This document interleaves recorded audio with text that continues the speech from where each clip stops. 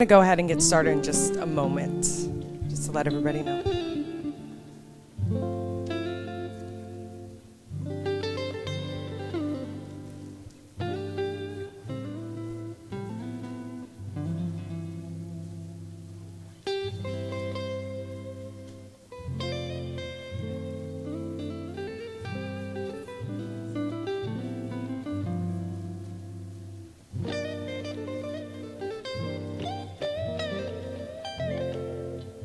Good morning, everybody, and welcome to our event. Thank you so much for being here today. We are super excited to be able to share valuable information with you and delighted to have all of our wonderful guest speakers, here to be able to present.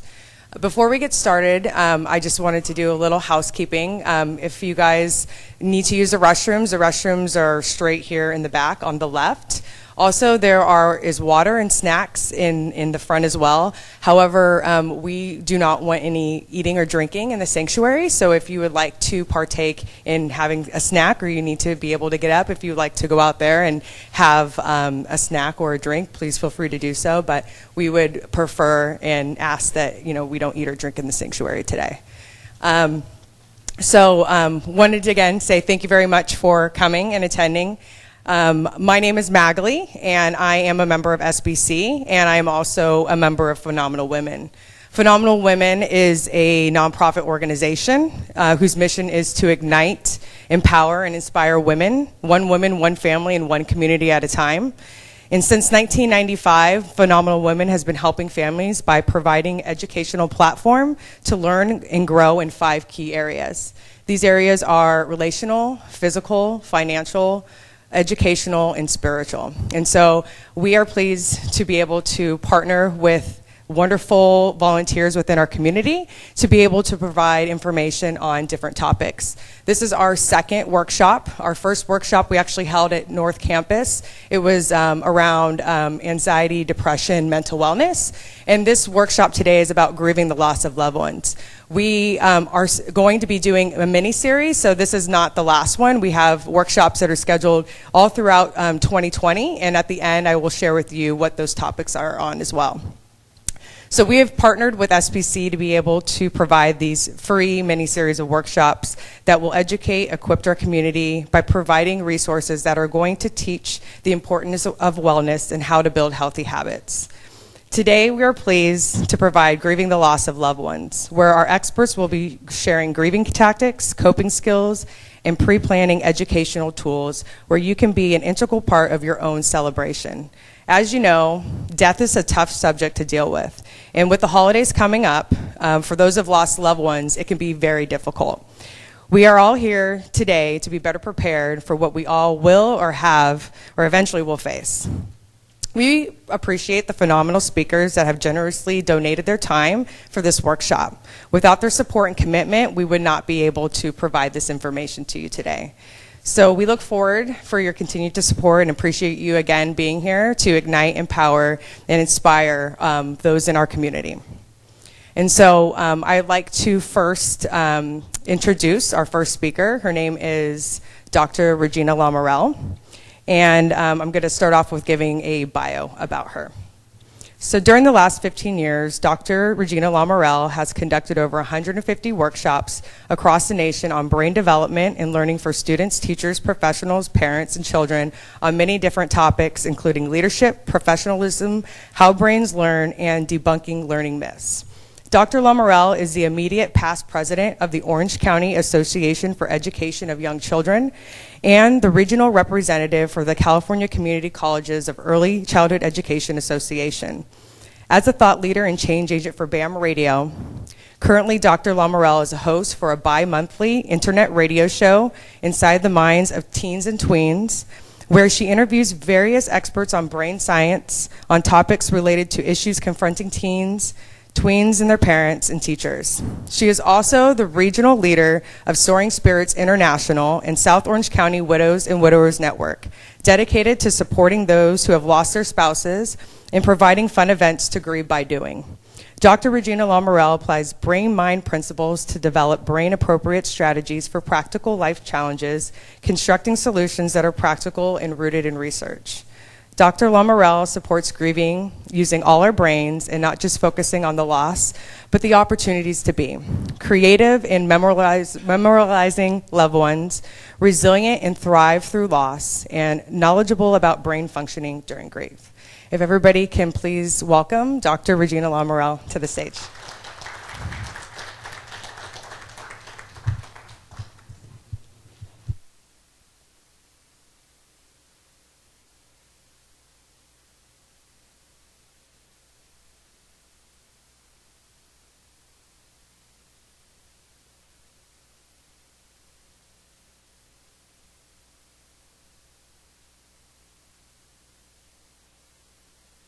Is that good?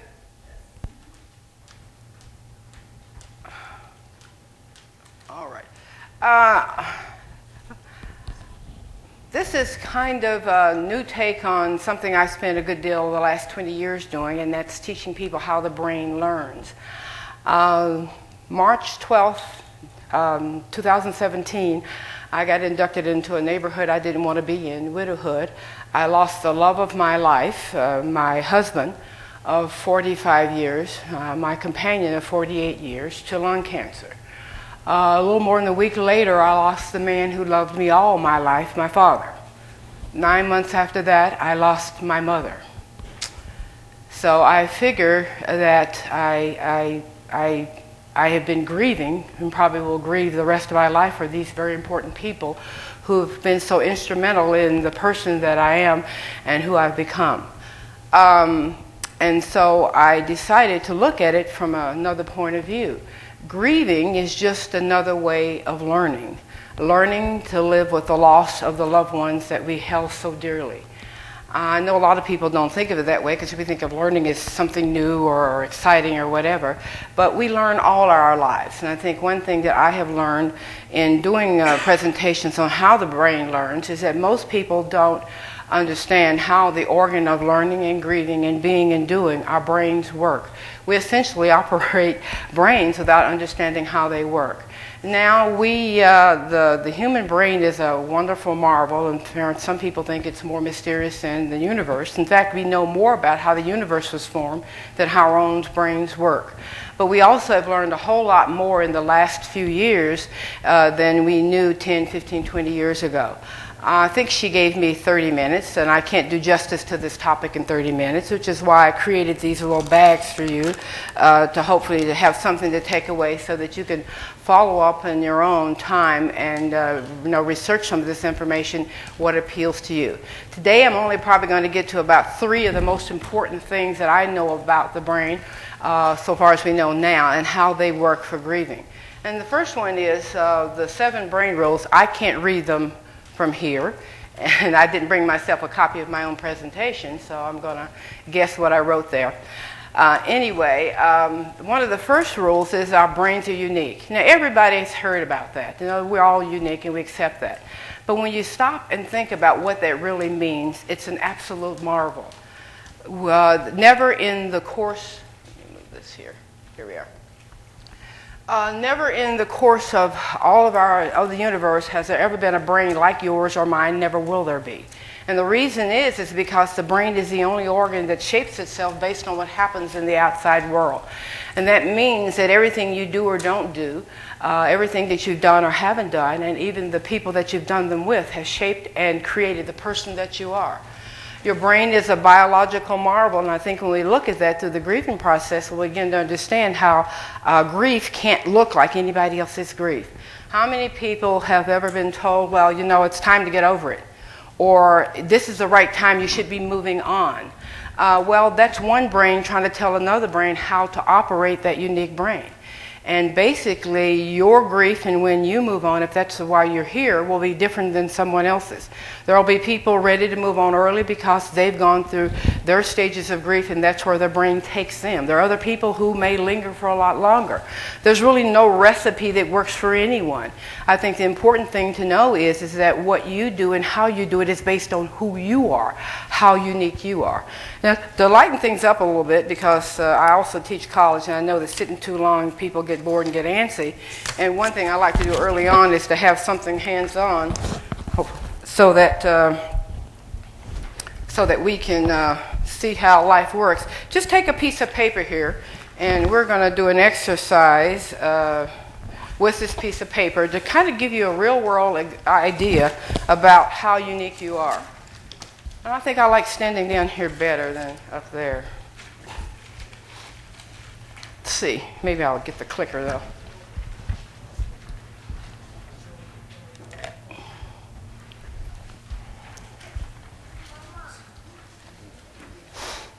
Okay, does everybody have a paper? Just quickly pass one around. Just take one piece of paper, doesn't matter what color, just any one color. Take a piece.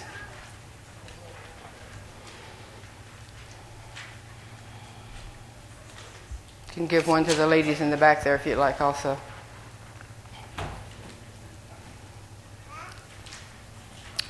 And this is where I'm going to have to ask you to trust me a bit, because I'm going to ask you to do something that, as a teacher, I don't often do, and that is I don't want you to ask any questions for clarification. I just want you to do what I say, however you interpret it, and no questions, no clarification, nothing. It's kind of very authoritarian, but for this exercise, it works well. Oh, thank you. Does everybody have a piece of paper? Okay, now what I'd like you to do is I'd like everybody to take their piece of paper in their hands, and then I'd like you to close your eyes. You can't be looking at me. That's called cheating. And in school we have a special place for cheaters. But anyway, I want you to take the piece of paper in your hand. I want you to close your eyes, and I'm going to do this at the same time, and I'm watching you. So if you're looking at me and I can see you, then you don't have your eyes closed. So everybody's eyes closed. Piece of paper. Okay, so if you can take your piece of paper, and I want you to fold it in half. No looking, and you can't be asking folks or looking what other people are doing. Fold it in half. Then I'd like you to rotate your paper 180 degrees and fold it in half again.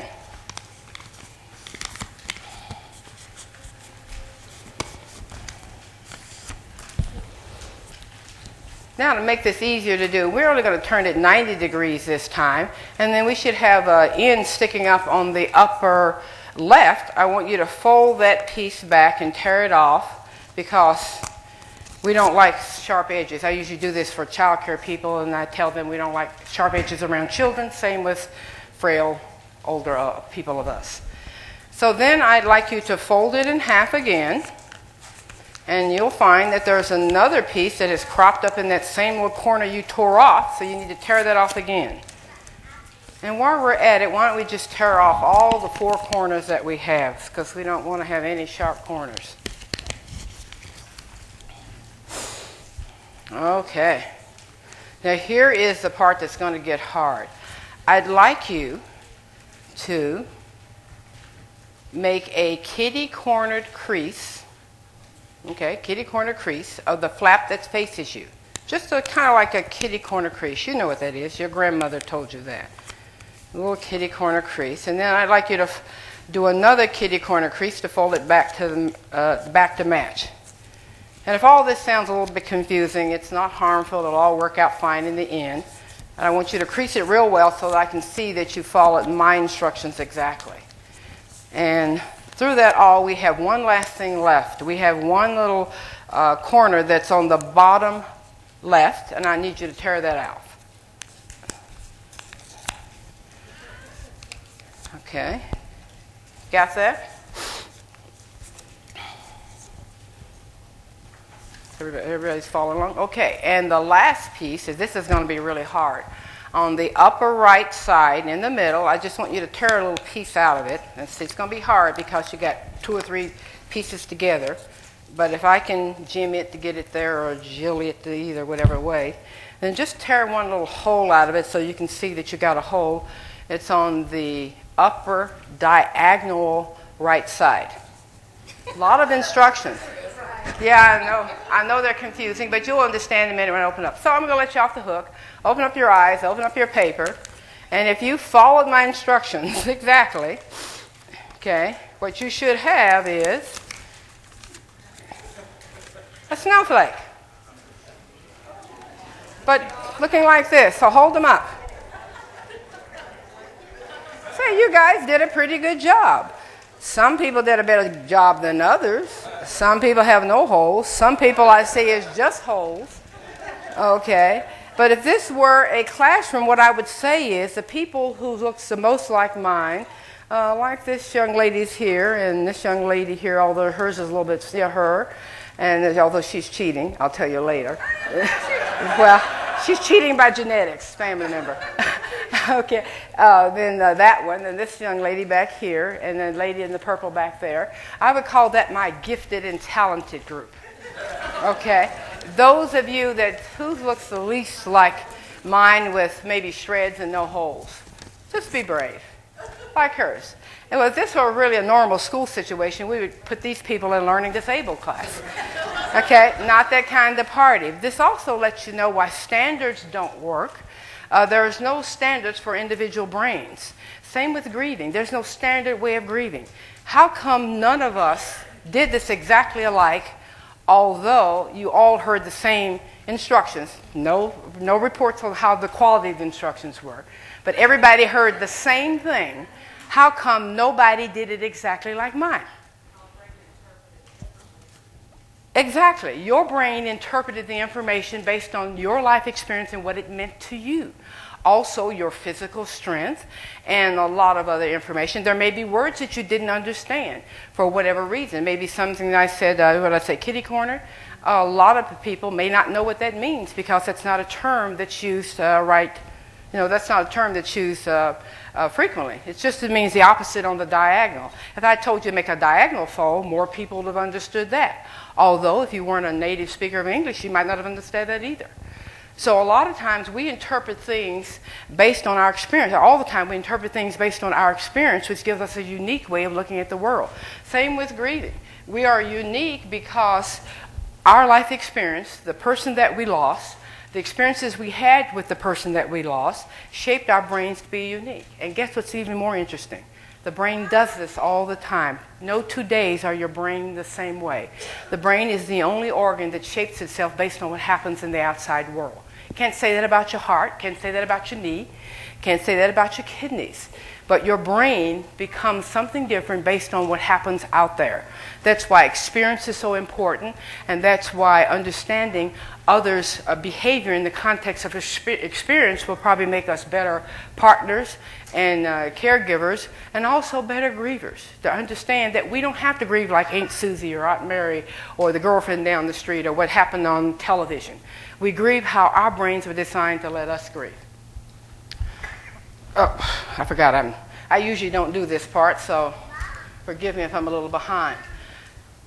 Ways that you can honor this principle is that you can just choose how you want to grieve and what makes you feel better. The type of music. I know me. I really like music, and those that know me will know me well. That I've gotten through a lot of hard times in my life by listening to Barry Manilow. Now, no, I don't look like a Barry Manilow person.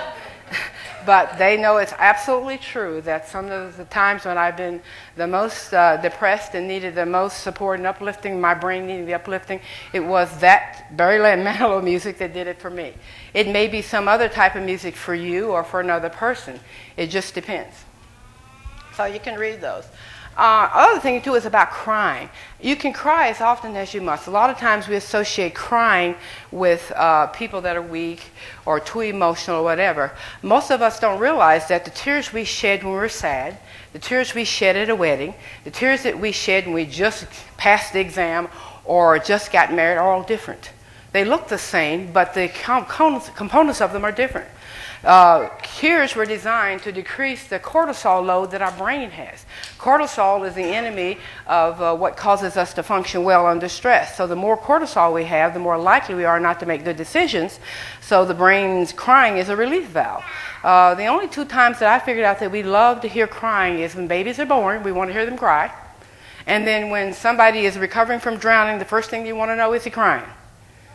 All the other times, for some reason, we want to not pay attention to it or shut it up. But crying is a very natural way that we've been given, both as adults and as children, to deal with stress, too much stress, and to rebalance our brains and to get rid of the high cortisol load. We also need to find a social group that we fit in with. I'll hopefully touch on this a little bit later, but we are born to be social beings. We weren't born to be hermits or to be ourselves. We were born to connect to others, and we're actually energized by being in the presence of others. We have to find those others that click with our brains and our lifestyles, but nonetheless, we weren't born to go through any life's journey all alone. Brain rule number 2, and this is where I'll spend most of my 30 minutes. Somebody will have to let me know when I'm getting there because I'm not that good at timekeeping. But this is the one I consider the most important that we forget, is that the National Institutes of Health define stress as how our brains respond to any demand. But what we don't get about stress is that stress is absolutely normal and abnormal, both at the same time. It's how our brains function under it that really will determine for us whether or not we turn out to be healthy human beings or something less than that. The internal structures of our brain the blood flow in the internal structure of our brain is different under stress than not. And that's actually the key that I'm really most excited to talk about. I'll get to that slide in a minute. But here are some of the things the behaviors that you see when people are stressed. Have you ever noticed any of these behaviors in anybody, including those that are grieving? Those are the behaviors. And then a lot of times we want to shame or call people out or say this is terrible, whatever. Actually, under stress, our brains function not reliably, very difficult, and depending on our prior experience, who we are, and the level of our grief or the level of our loss, all bets are off. The other thing is that our memory is impacted. This is my most favorite slide of all, and I hope that you appreciate it. This is kind of a schematic of what happens under stress to the blood flow in our brain. If you know anything about brains, is if you don't have blood flowing there, it's not working. If you look at the slides here, the normal state is the one on the far right, where you see the front part where it says the thinking area, the prefrontal cortex. You see that it has a lot of red, which is blood flow. You don't see it absent the blood flow there. If you look at the slide that's on the right, however, you see that most of the blood is concentrated towards the middle. That's where our survival center is. That's where our fight or flight center is. And that's really the basic reason why under stress you don't function the way you function when you're not stressed out. You've heard people say, well, they said it when they were angry, that it must be true. Have you heard that? They were angry when they said it must be true. No, I would say they said they're angry. It must be something I need to look at, because under stress you don't have the access to your prefrontal cortex. That's the part of your brain that causes you to filter into that kind of good angel sitting on your shoulder saying, maybe you better not say it that way. You don't have access to what you know. You don't have access to all of your social values or whatever. All you have access to is fight or flight, which means I win, you lose, what's the problem?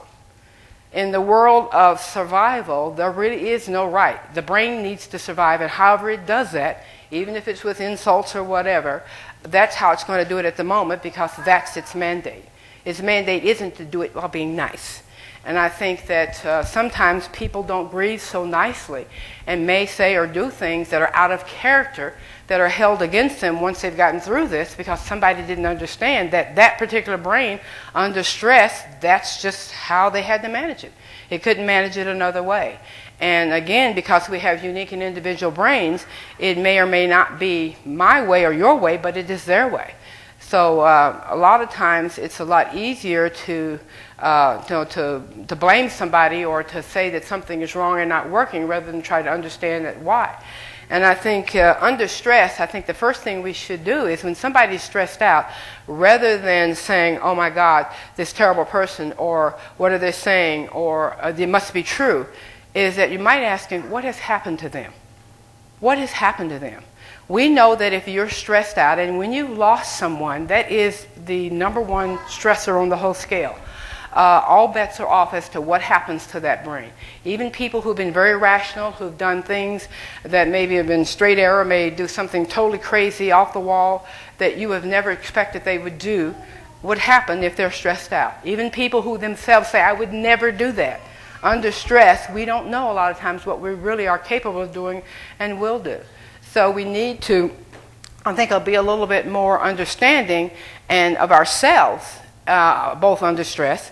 And also, this is a good thing to know, is if you're going to be under stress, try to get in your non-conscious bank, because under stress what happens is we revert to our default settings and whatever they are. I think we should constantly give ourselves a self-talk as under stress. I'm not going to buy anything big. I'm not going to do anything big. And I'm not going to make any big changes. That's what you tell yourself before you get there. So that when you're stressed out, that's what's in the subconscious. Oh, you're not buying anything big. You're not doing anything big. You're not taking off and going to foreign lands or whatever. You're not making any big decisions. Because under stress, we are not in our right minds. We're not in our thinking minds. It's probably more appropriate. The other issue is under stress is not only does stress change the blood flow of our brains, it actually changes the blood flow in our hearts. Did you know that you have a heart rhythm? We all know we have a heart rhythm, but we all think that that heart rhythm is confined to just our bodies.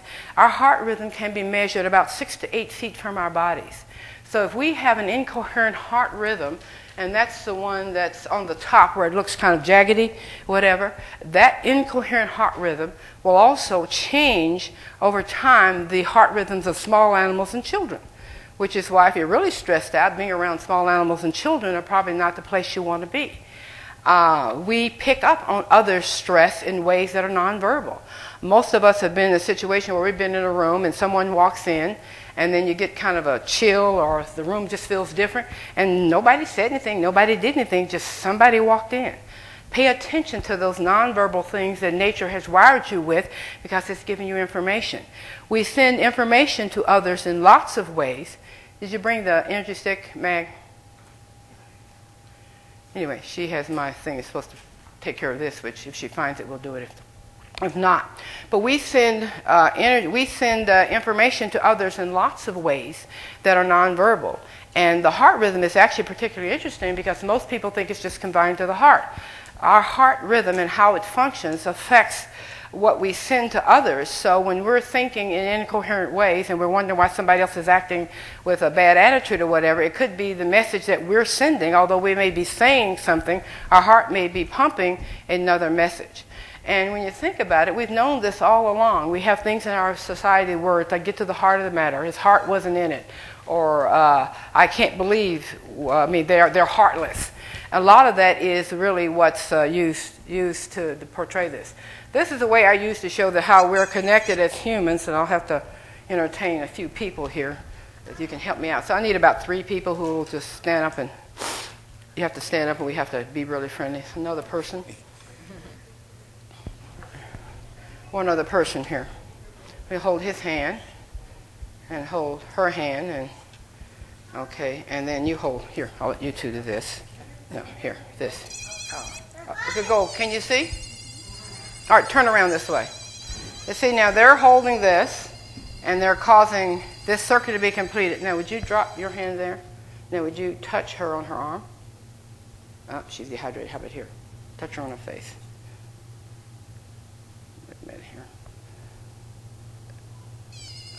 Let's try with him. Maybe my energy's gone. Yeah, maybe you are here. No, you need to stay here, and you need to drop hands there. There, here, and now touch him just on his arm, not on his hands. Yeah, there. But if you touch maybe side of his face, because yeah, there we go. Okay, so there you go. She's dehydrated. Sorry, go drink water. No, it does happen. That's the other thing, is a lot of times we don't realize that when we're dehydrated, we're not sending enough electrical chemical messages through our bodies to be able, I love you, you know I love you. But anyway, that happens to me too, which is why I don't put myself in the mix, because when I speak, I know I get dehydrated, and it won't do it for me either. That's fine. But anyway, this is But even if we're not holding hands and measuring it here, the only thing different is we're sending these electrical signals to one another by touch. Human touch is very important for decreasing stress and well-being. And it doesn't matter who we are, we still need touch, and this is one of the ways that we show that. But if you don't have this, we still do the same thing. We still send the same messages, we just don't measure it. And that's why touch is important. That's why hugs feel good. Hugs are very instrumental. Hugs and all kinds of appropriate human touches, are good for reducing cortisol, even a massage. So if you don't have anybody else in your life at the moment, you can go and get a massage. Even that will help. And I'm electrifying myself.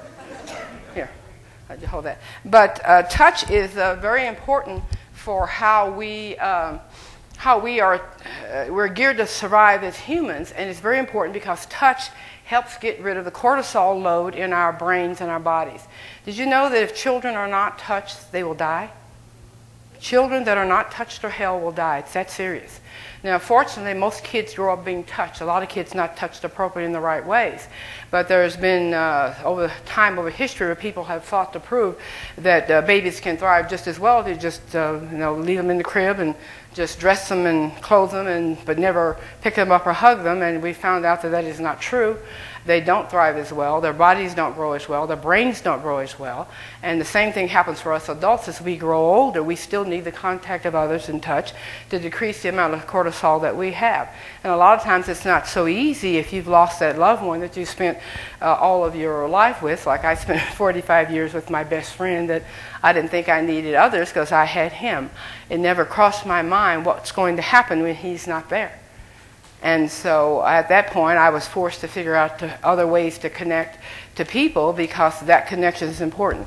The other thing to note is that being alone and loneliness is rampant in this culture, even in younger people. And being alone is as detrimental to your health as smoking 15 packs of cigarettes a day. So you might be not smoking cigarettes, but if you're alone and saying, I don't need anybody, because a lot of times in this macho culture that we seem to develop, we think that we don't need others. We as humans were designed to function in a social group.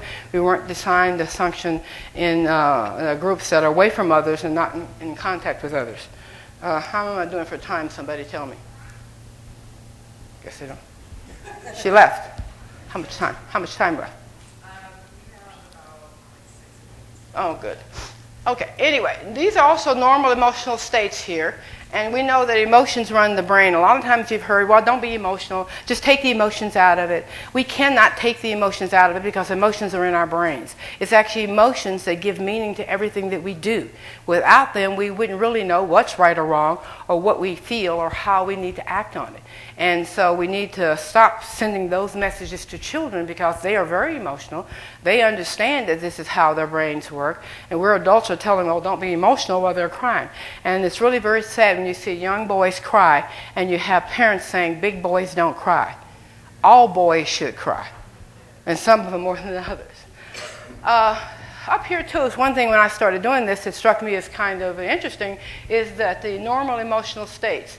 A lot of times we think frustration, worry, and concern are bad, and boredom and anxiety and all those. Those are all negative emotions, but they're very much normal because it's these emotions that give us the energy for change. Without some type of biological energy to do something different, we wouldn't do anything different. How many times have you changed something in your life where everything was hunky-dory?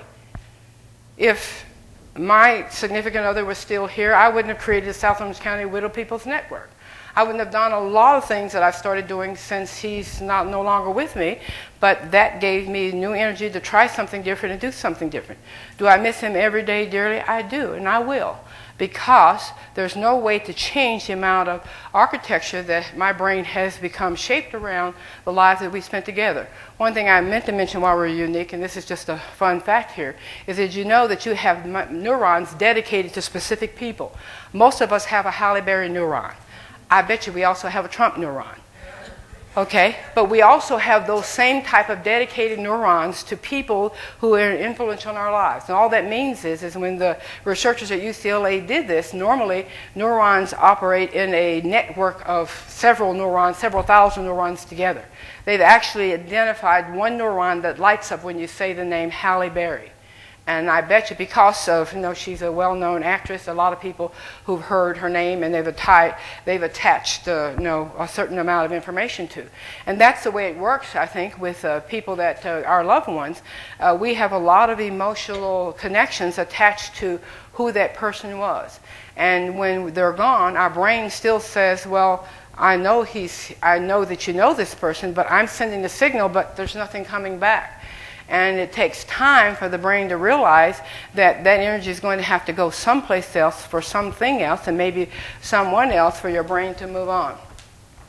So when you look at these things, don't all the time think that they're bad, because it's through these things that we're going to actually get the energy to change and to move on with our lives, to move through our lives, and to do something differently. I'll skip quickly through this part here, and you can't probably read that there. All that is a fun little wheel that I found on the internet that has all the different emotions and all the different states that are just derived from our few emotions. We only have 6 of them, as you saw on the other slide. They give way to all these other types of feelings and behaviors. And so in order for us to develop meaning, we have to be able to identify and to place these emotions somewhere in our psyche so that we know that this is happy, sad, or whatever, and to own it.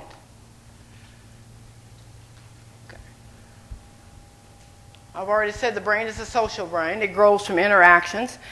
Key way that we know that this happens is that there's a mirror neuron hypothesis, which is relatively new in science terms. It was developed in 1998 by 2 Italian researchers that discovered, when they were experimenting with monkeys in the lab, is that whether they had a monkey who was eating a banana or one that was watching the monkey eat the banana, they couldn't tell who was doing what. And what that says is that when we watch others do purposeful events, humans, our brains go through the same operations as though we were involved in that activity. So when we watch football, a lot of the brain networks of the people who are really into it are doing the same motions as the people playing the game. For a lot of unsavory things, too, that happens. For children, that's how they learn how to say and to do. And you ever wonder how people develop accents and they learn how to speak?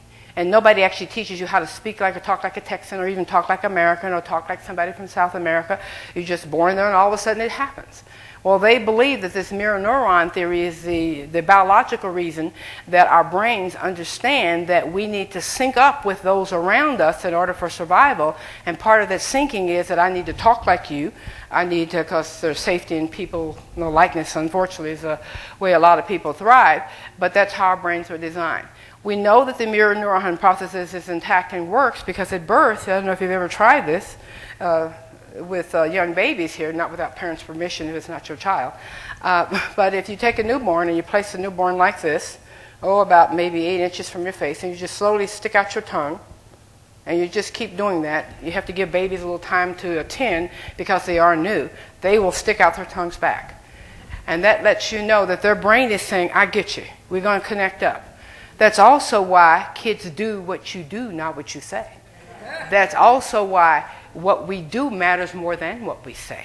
It's the body and the purposeful movements of my energy that's telling that other brain, this is how you do it. And so we need to pay attention to that. The bottom here, being there in personal simulations are better than something like this, which is talk. That just means that a real world experience actually trumps any time you have something that you have to write about or read about or write a report about, which is why schools are now beginning to get this into retooling school to be more project-based and be more hands-on, because we now know that the brain can't make those connections, can't wire all that information if it's just talk. We only wire so much by talk. We wire a whole lot more by moving. And that's because we actually have 19 senses, not 5. Somewhere I've written them all. I think on your paper I've written them all down here, the 19. We have 5 sense organs, and that is left over from the Middle Ages, where we thought that fit more of the divine way that we looked at the universe rather than all the 19 ways to perceive information. So we actually have 5 sense organs that manage 19 plus times of sensory information, not just 5 senses.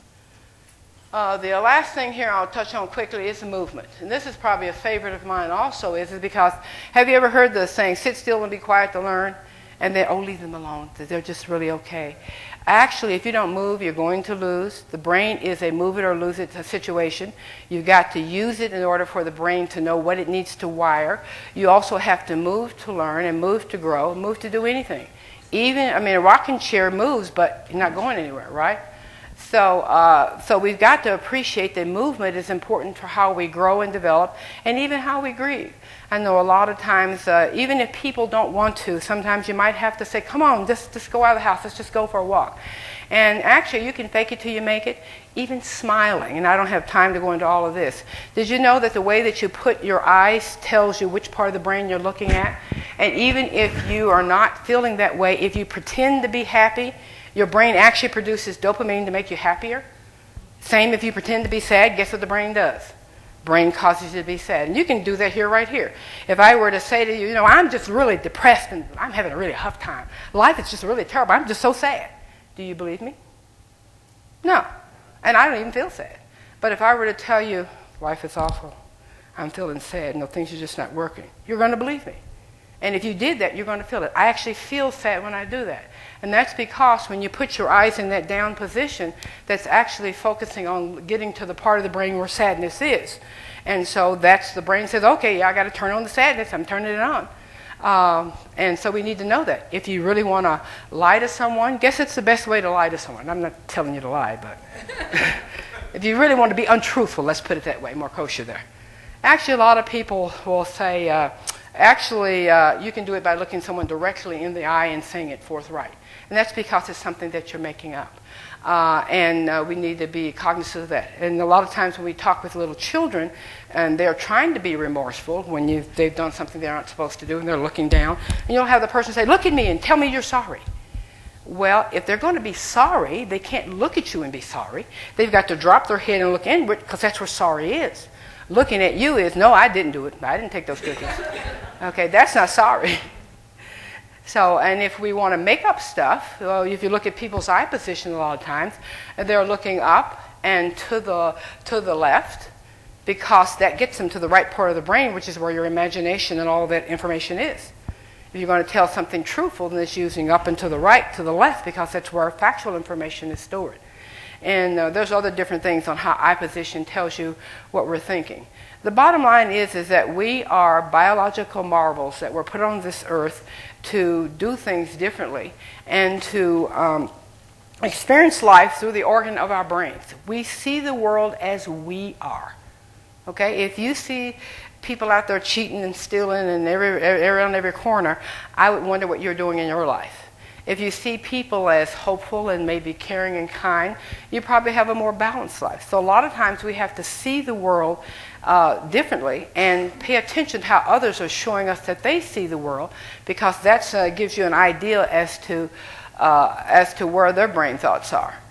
And the last thing is grieving while doing. Well, that's a favorite thing that one of my children loves to hear me say, because I told them that's what I'm doing. I'm grieving while doing, because it dawned on me of going to all the grief things I went to, that we just sat around and talked and cried. And I'm going like, well, can't we just grieve while doing? And then I went back and thought through my brain stuff, and I realized, you know what, that does make perfect sense. Because the brain learns and the brain soothes itself and gets over stuff by doing things.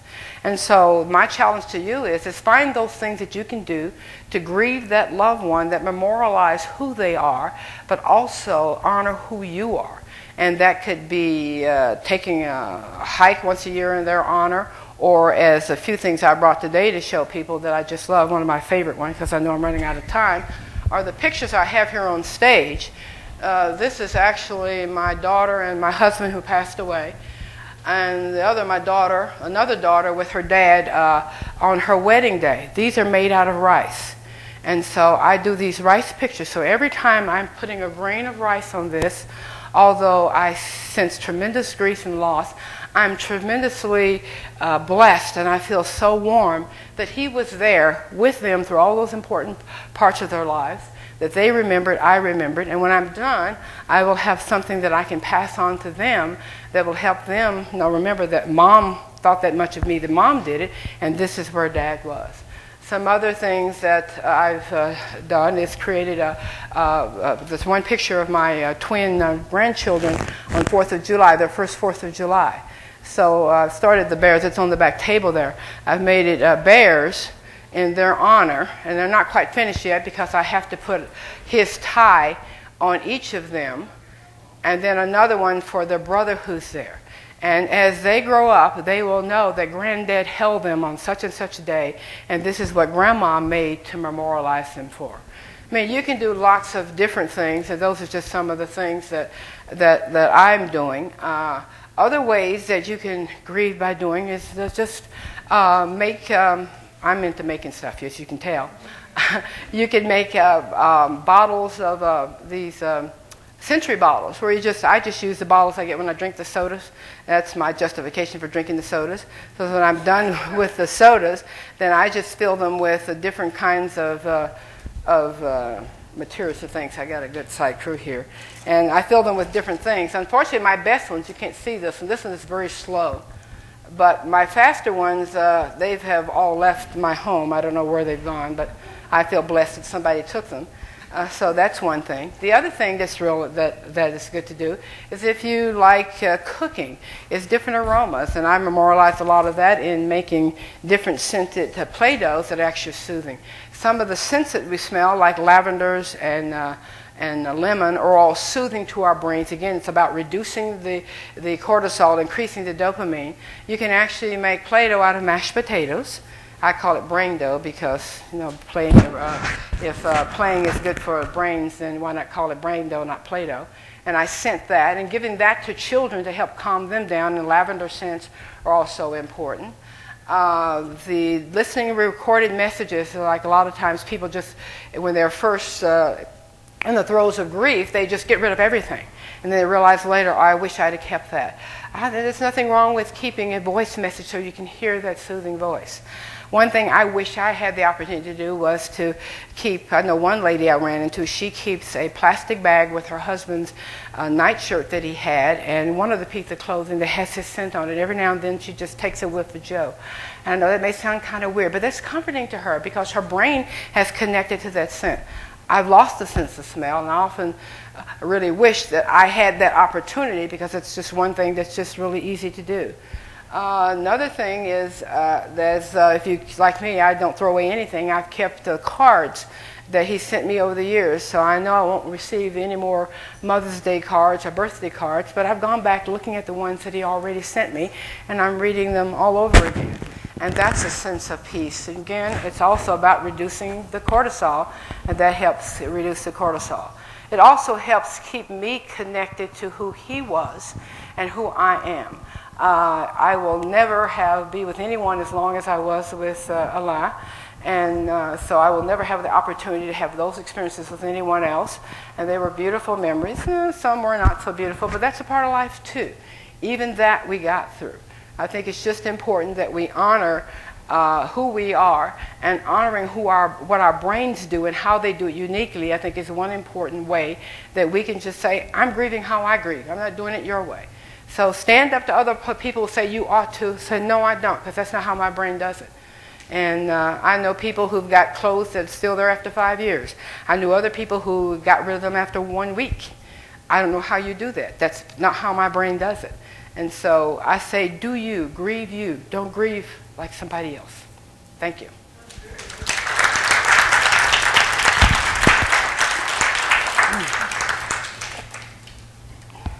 About all these things here. Okay.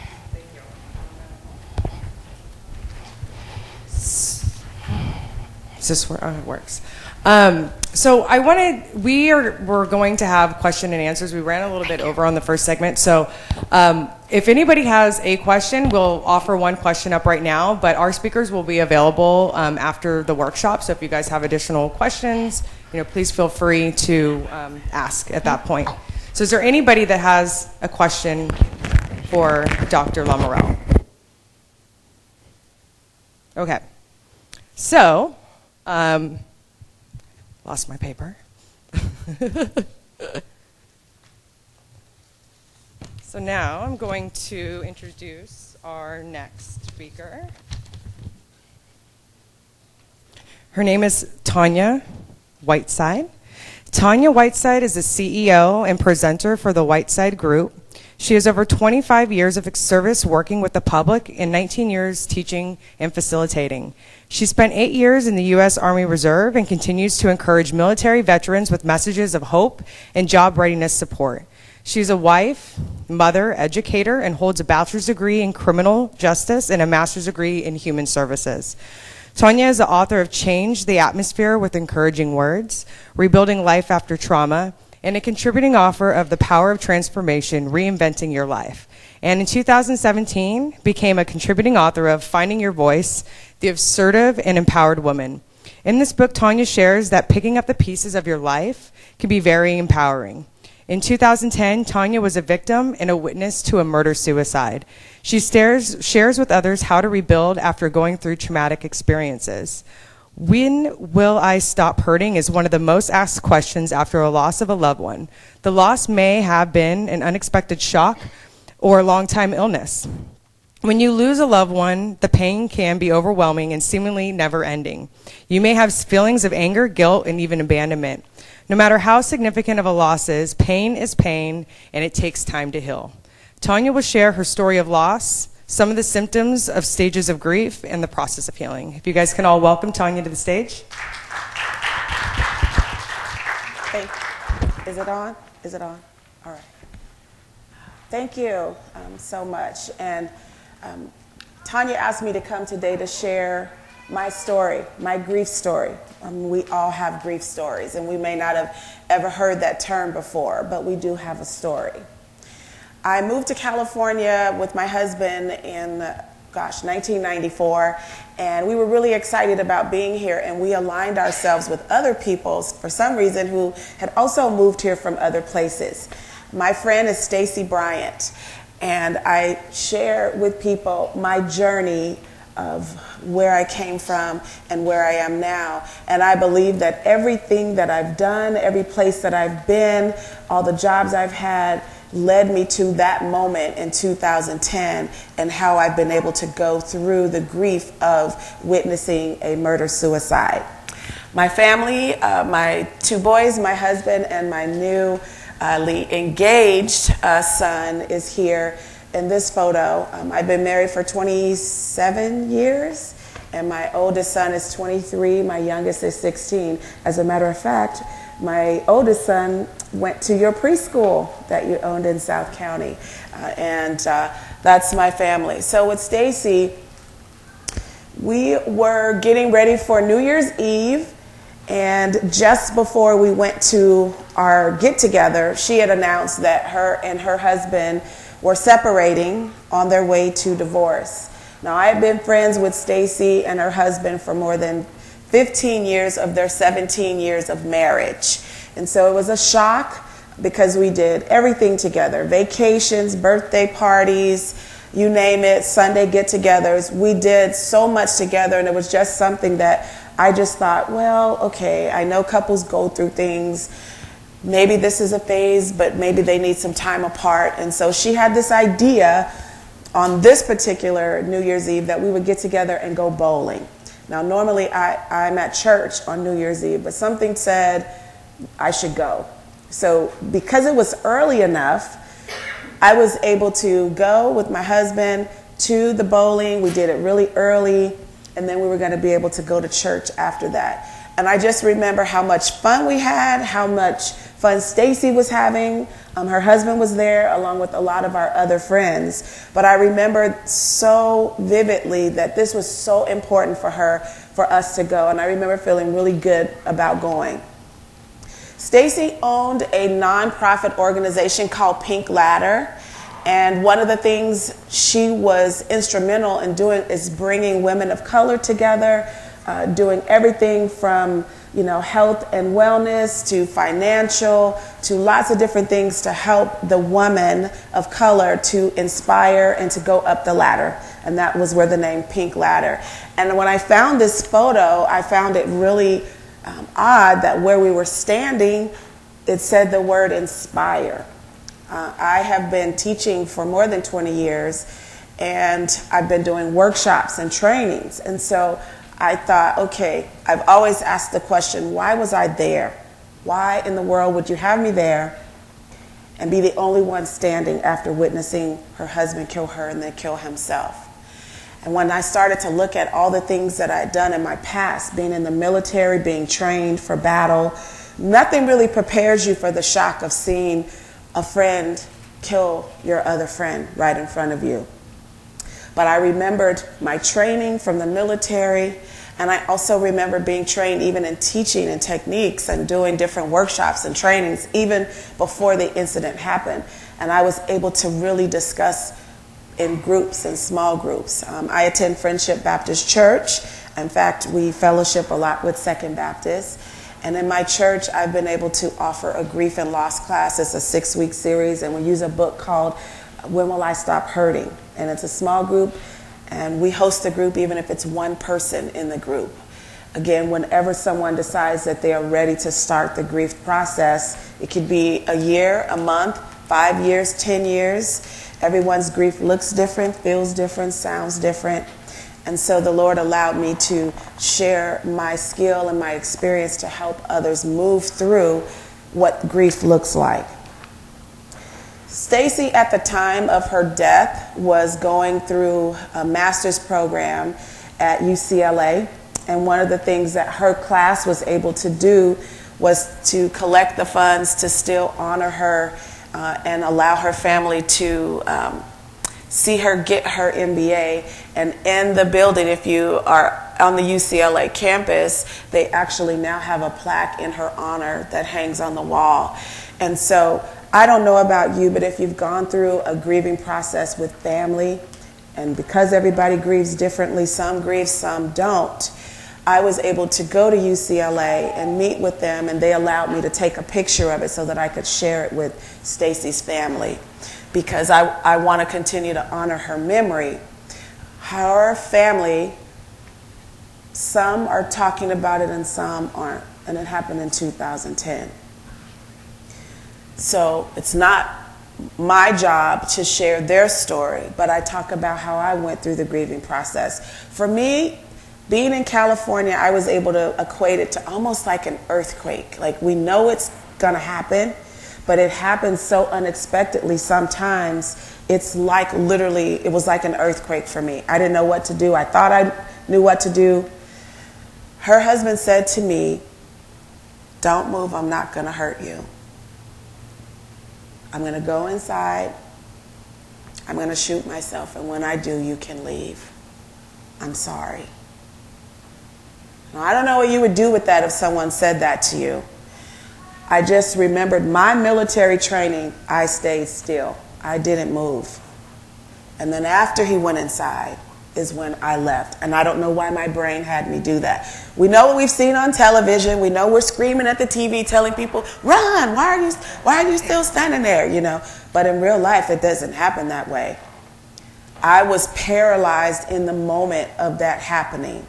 I didn't know what to do. And when I did leave, it was like a television scene, because I couldn't get the door open. I couldn't get the gate open. I couldn't do any of those things, and I went next door. I didn't even realize I had my cell phone in my hand when I'm knocking on the door, asking the neighbor to call 911. He didn't let me in because he said, "You had a phone in your hand. Why are you telling me?" He thought I was doing something that was suspicious to him.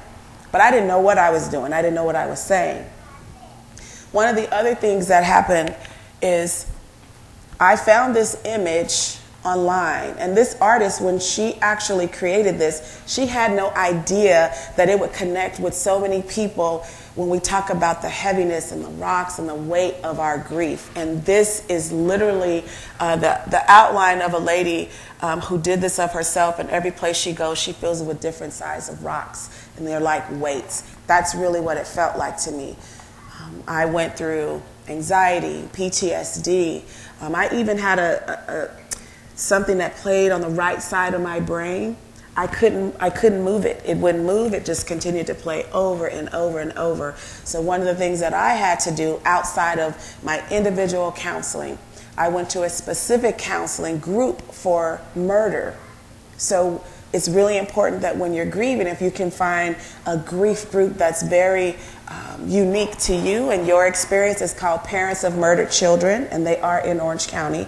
And everyone in that support group has experienced some form of murder. We cried a lot, but a lot of times they would say things that I didn't even have to say because we thought about the same things. And so I would go to that group as often.